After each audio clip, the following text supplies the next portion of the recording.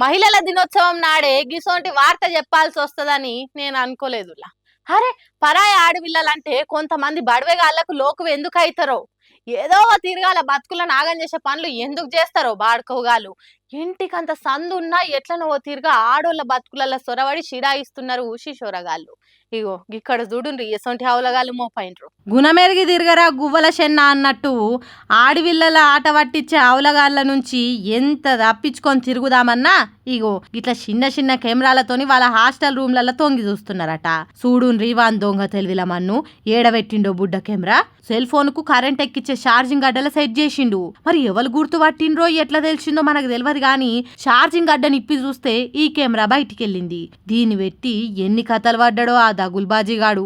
ఎంతమంది బతుకులలో తొంగి చూసిండో. ఆడివిల్లలు ఎవ్వరు లేరు కదా అని, తలుపులు పెట్టే ఉన్నాయి కదా అని బట్టలు మార్చుకునుడు, ఇంకేదైనా పనులు చేసుకునుడో చేస్తుంటే చూసిండు కావచ్చు వాన్ పాపపు కండ్లల్ల కంపగొట్ట.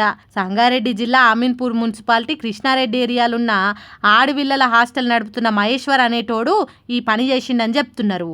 అందుకే ఆ శిశోర గాని పోలీస్ స్టేషన్ కు తీసుకొని పోయినరట.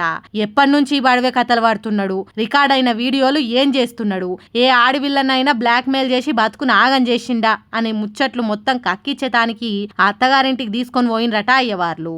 ఒరే మహేశ్వర్ ఫాల్తుగా, చిన్నప్పుడు అమ్మ పాలు చీకలేదారా? అమ్మ కడుపు నుంచి రాలేదారా? నీ బిడ్డకు చిన్నప్పుడు తానం పోయలేదారా? నీ పెండ్లాంతో నీ సంసారం చేయలేదారా? అంతకంటే ఎక్కువ పరాయి ఆడవిల్లలల్లా ఏం కనిపిస్తుందని బడవే చేష్టలు చేసినవరా? ఫాల్తు బాడుకోవు సార్లు, పోలీస్ సార్లు ఈ హాస్టళ్లన్న ఆడవిల్లల చెప్పులతో కొట్టించుండ్రు సార్లు. ఇంకోసారి ఆ లంగలా ఫుడ్ పనులు చేయకుండా అని కోరుతున్నారు ఈ బుడ్డ కెమెరా పెట్టిండన్న ముచ్చట తెలిసిన మహిళలు.